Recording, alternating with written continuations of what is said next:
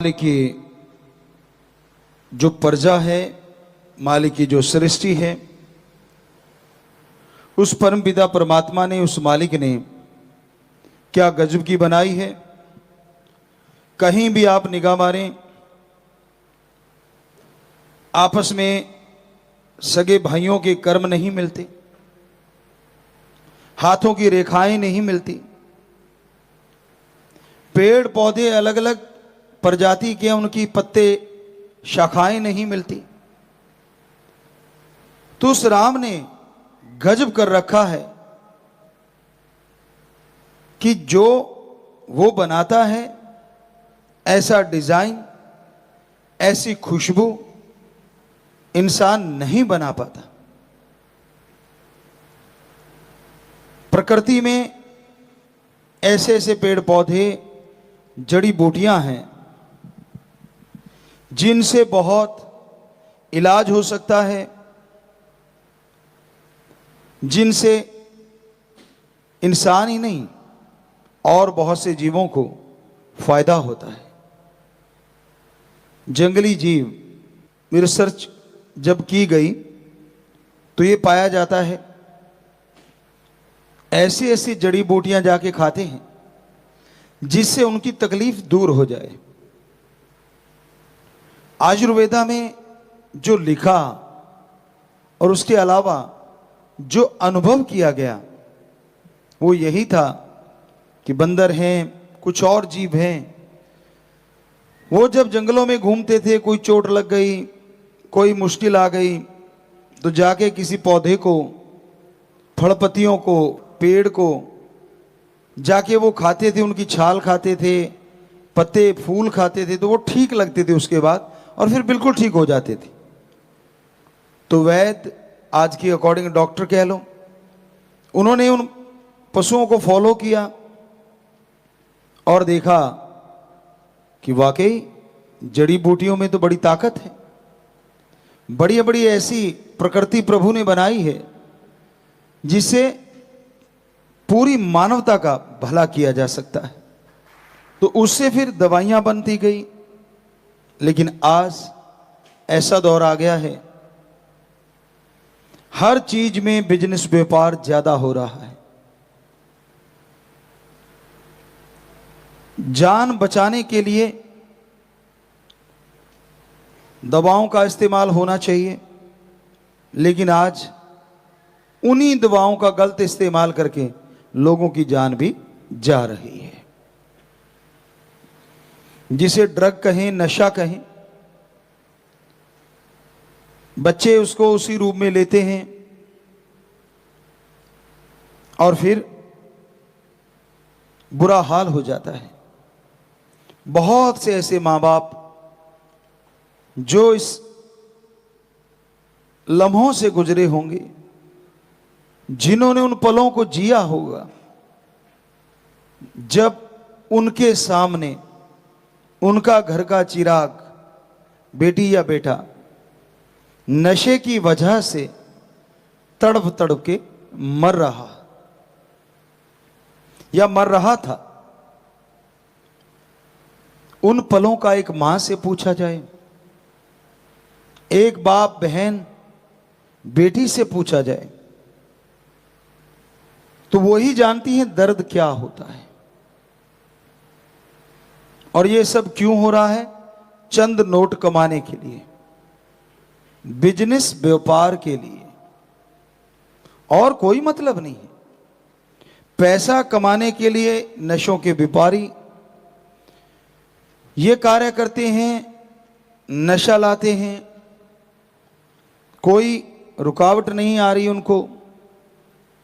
हालांकि कोशिशें की जा रही हैं कि नशा खत्म किया जाए, और यकीन मानो जब ये कोशिशें बड़ा रूप धारण कर लेंगी तो नशा भी खत्म होगा और व्यापारी भी, व्यापार बदल जाएंगे।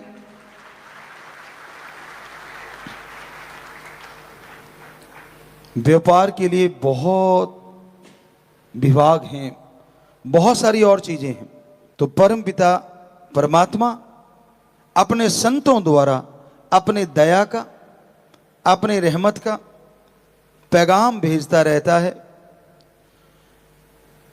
कि भाई सतगुरु राम दयालु है, अगर आप सुन के अमल करोगे तो वो दया का सागर आप पे इतनी दया मेहर बरसाएगा कि आपके घर, आपके आंगन छोटे पड़ जाएंगे और उसकी मूसलाधार कृपा दृष्टि बरसती चली जाएगी, रहमो करम बरसता चला जाएगा। उसकी रहमत कैसे बरसती है? उसकी रहमत, उसकी कृपा जब बरसती है तो आदमी के अंदर आत्मिक शक्तियां जागृत हो जाती हैं, सोल पावर जाग उठती है और इंसान वो सोच लेके आता है जो उसने कभी कल्पना नहीं की होती। आप सत्संगी हैं, वचनों पे ठोक के पहरा देते हैं, दृढ़ यकीन रखते हैं, सुमरन करो और सुमरन से पहले प्रार्थना करो। पढ़ने वाले बच्चे पढ़ाई की, बिजनेसमैन व्यापारी अपने व्यापार की, यानी जो भी आप अच्छा कर्म कर रहे हैं। किसान भाई बीज बोने से पहले कि मेरे मालिक हे मेरे राम, बीज बोऊंगा, फसल बन के ये मेरे पास आए और इसका कुछ हिस्सा तेरे बच्चों में लग जाए, मुझ पे कृपा करना, मुझ पे दया में रहमत करना। और फिर करो सुमरन, चाहे बिजनेस करते हुए, उसके बाद पढ़ाई करो या बीज डालो, यकीन मानो फायदा लाजमी होगा। लगातार सुमरन से फायदा बढ़ता ही जाएगा। तो इस तरह से मालिक की कृपा काम करती है। दिमाग बदल जाता है, सोच बदल जाती है और आदमी समझ जाता है कि हां, ये परम पिता परमात्मा की कृपा ही है, वरना मैं क्या था। बहुत से सत्संगी इस भावना को जाहिर भी करते हैं, भजनों के द्वारा, कोई बोल के, कोई लिख के, अपने अपने ढंग से, कोई नाच के। तो उस भावना से पता चलता कि हां, इस इंसान के अंदर परम पिता परमात्मा की कृपा हो गई। उसको बोल के बताने की जरूरत नहीं पड़ती,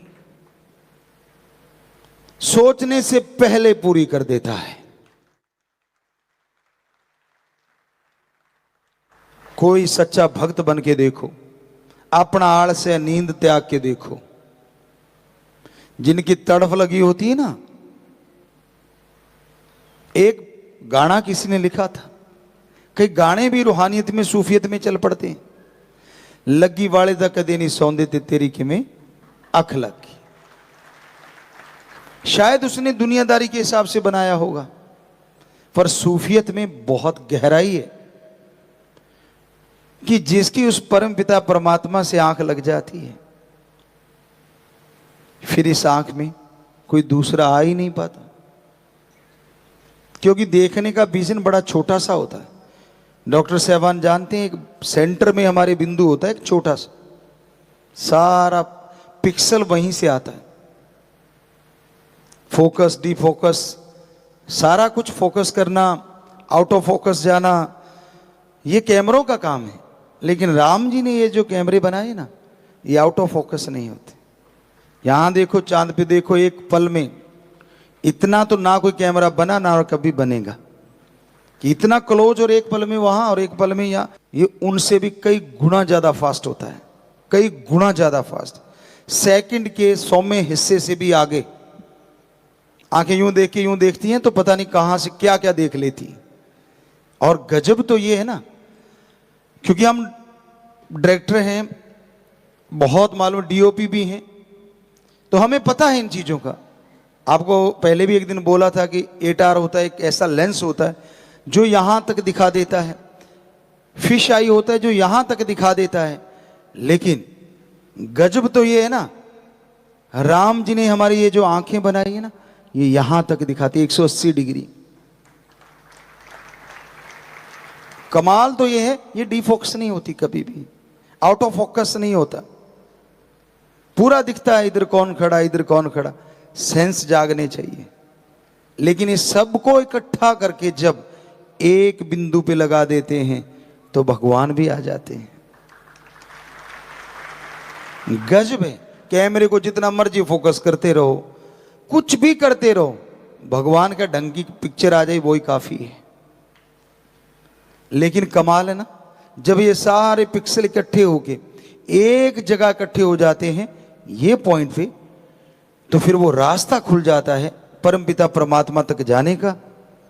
कमाल का ऑटोमेटिक विजन है, कमाल के ये लेंस हैं जो अलग से लगाने नहीं पड़ते। क्योंकि शूट करते थे, आपको बोला डीओपी, डायरेक्टर ऑफ फोटोग्राफी या जो भी नाम ले, तो उनका काम होता है जब वो देखते हैं कि मैंने कौन सा सीन लेना है तो वो लेंस बदल के दूसरा लगाया जाता है। क्या मैंने फोकस बिल्कुल क्लोज लेना है, अब मैंने वाइड एंगल लेना है, अब मैंने लोअर एंगल लेना है, अब मैंने ये लेना है, तो वो सारे अलग से लेंस होते हैं। लेकिन क्या कहें उस परमपिता परमात्मा का जिसने ऐसे लेंस, और कमाल है ये इतने बड़े बड़े होते हैं, उठा के चलते हैं जब इतना वजन होता है, और इधर वजन तो है ही नहीं।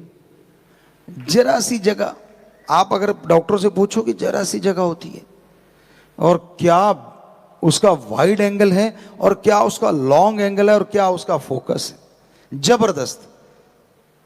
इससे बड़ा तो हो ही नहीं सकता ना कि जब उसको टोटली फोकस कर देते हैं एक पॉइंट पे तो भगवान जी भी आ जाते हैं।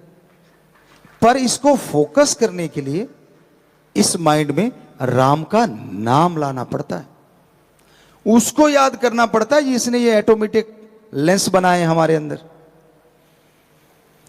तो उसको जब याद करते हो तो ये सब चीजों को आउट ऑफ फोकस करके एक जगह फोकस होने शुरू हो जाते हैं।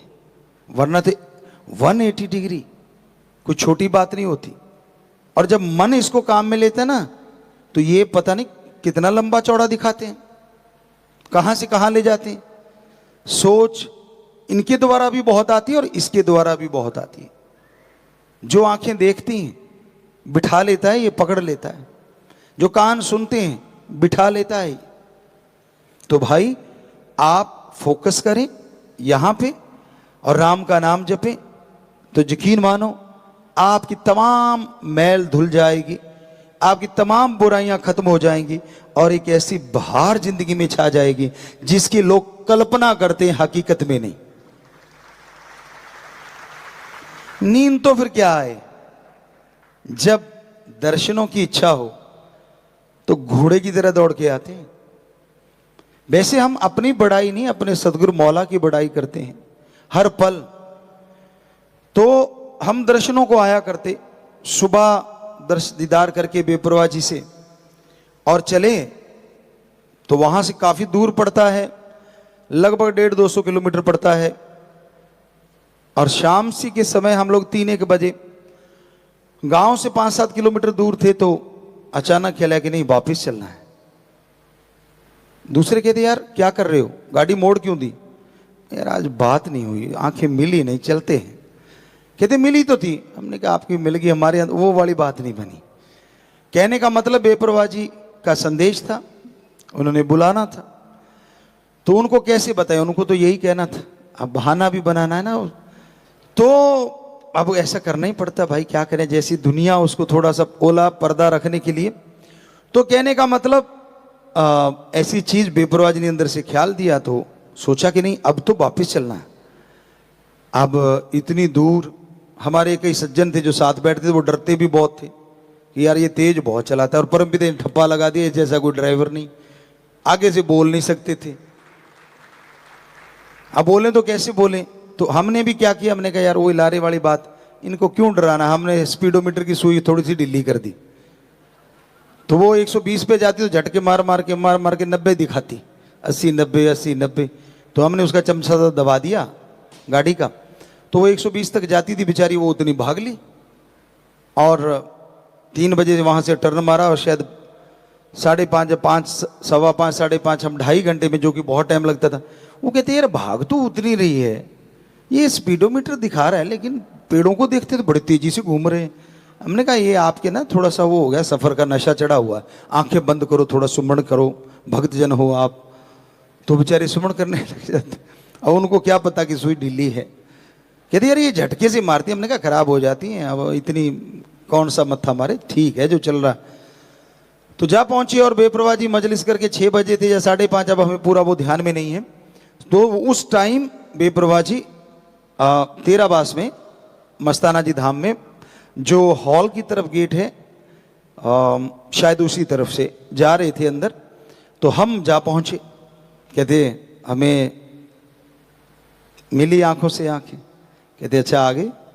हमने कहा आप बुलाओ और हमारी औकात, ये आंखों की बातें होती हैं।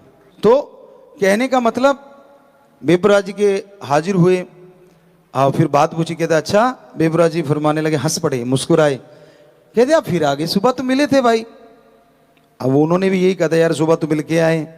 वो हमें देखने लगे, कहते अच्छा अच्छा कोई बात नहीं, अब आए हो तो आप ये सेवा करनी है, ये काम करना है। बेपरा जी खड़े रहे और इधर से हमारा प्रोग्राम चलता रहा। उनसे जुबान से बातें हो रही थी और हमारे नैनों से चल रहा था प्रोग्राम। तो वो सारी बातें जब पूरी हो गई, कहते अच्छा अब तो हो गया काम।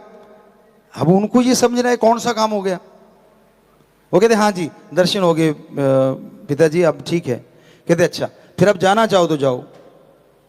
तो हमें क्या लगे, बोल अब फिर तो नहीं ले आएगा वापिस। कहते नहीं तो यहीं सो जाते हैं। हमने कहा नहीं अब नहीं ले जाते। बेपरा जी ने बोल तो दिया यार, काम हो गया, अपने दर्शन हो गए बस। तो बड़े खुश, कहते हाँ यार वाकई दर्शन तो हो गए यार, तूने गाड़ी बता, सच बता कितनी थी। हमने कहा आपकी सुई बताती है, हमें सच झूठ का क्यों पूछते हो। कहते सुई तो 80-90 पे ही रही, और जाते टाइम भी बेचारी वो हम 80-90 ही चलाई, तो वो 80-90 पे धक्का मार मार के आ जाती थी, उससे आगे नहीं जाती थी, ये पक्का था उसका। तो कहते हाँ यार अब भी उतनी ही जा रही है, पर पेड़, हमने कहा अंधेरे में पेड़ कैसे घूमेंगे। तो हम लोग घर पहुंच गए। तो कहने का मतलब जब लगी होती है ना तो फिर लगी होती है। खसम को भी पता होता है उस राम को, सतगुरु मौला को। और कई ऐसे होते हैं यहां सोए रहते हैं, उठ के आने में भी यूं डगमगाते हुए यूं आएंगे, बड़ा तरस आता है। अरे जिनको नसीब है वो नसीब बनाना नहीं चाहते, और जो नसीब बनाना चाहते कई बार नसीब नहीं हो पाता। पर हमेशा ऐसा नहीं रहने वाला, जिनको चाहते हैं उनके तो जरूर बनने हैं, वो घर बैठे तो भी बन जाएंगे। और ये अब मत समझो कि यहां बैठा वो ज्यादा ही बनवा लेगा।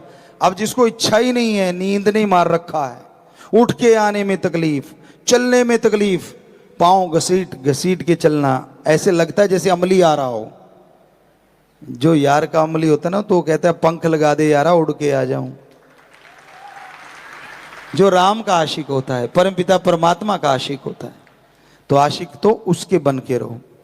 और सबको पता ही है ये महीना सच्चे मुर्शिदे कामिल दाता रहबर मालिक शाह मस्ताना जी महाराज का पाक पवित्र अवतार महीना है। और इस महीने में खुशियों का दाता कहें, रूहों का व्यापारी कहें,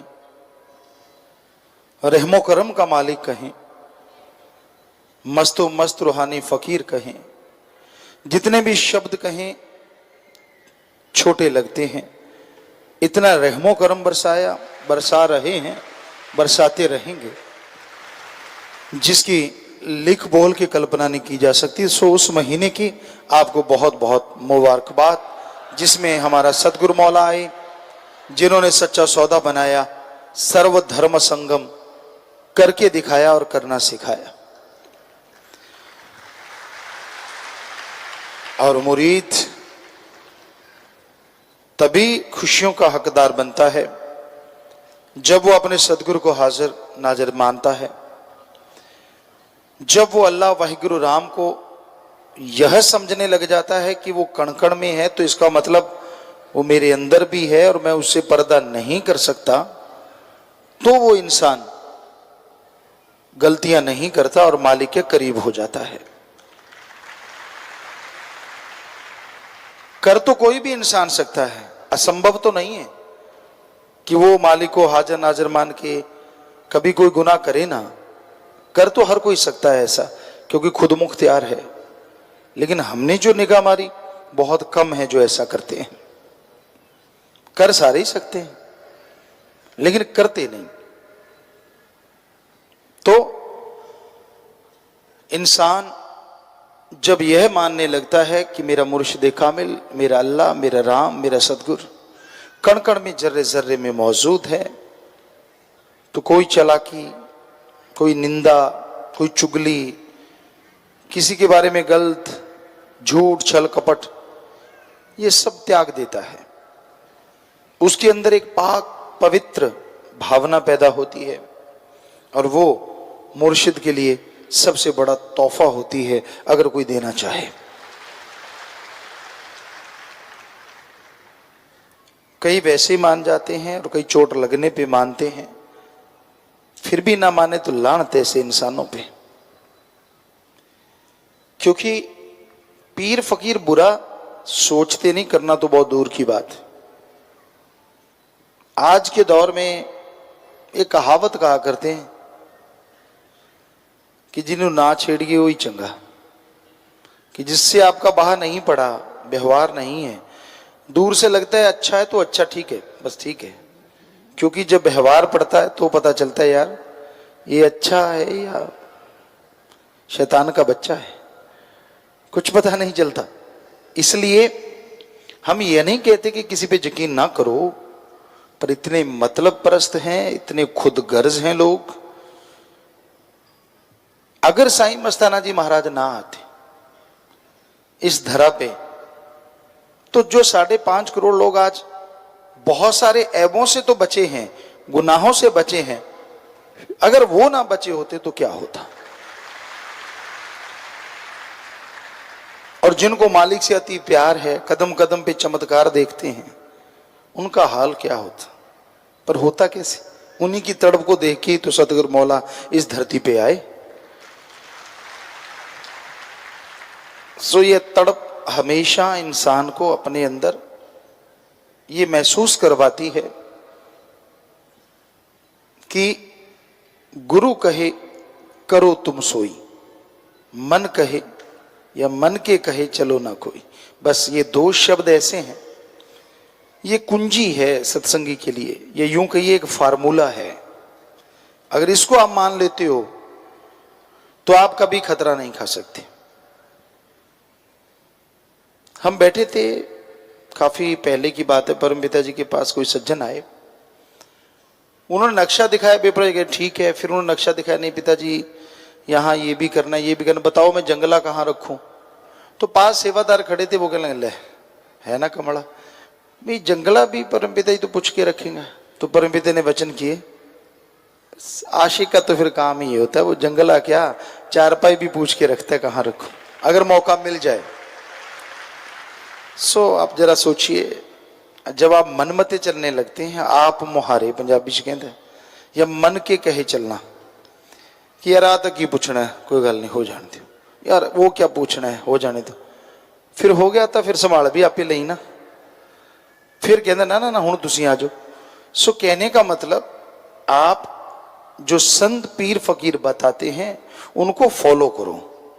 वचन बताते हैं बुरा कर्म ना करो, मत करो, सुमरण करो, करो, कड़ा परिश्रम करो, करो, एक्सरसाइज है करो, लेकिन वचनों पे पक्के रहो। कई अहंकारी हो जाते हैं, शरेआम वचनों की धज्जियां उड़ाते हैं, उनकी जिंदगी बुरा हाल हो जाता है। उनको ये होता है कि यार हमें कौन कोई देख रहा है, हम तो ऐसे ही हैं, ऐसे ही करते रहेंगे। तो ये गलत है, ऐसी चीजें नहीं करनी चाहिए।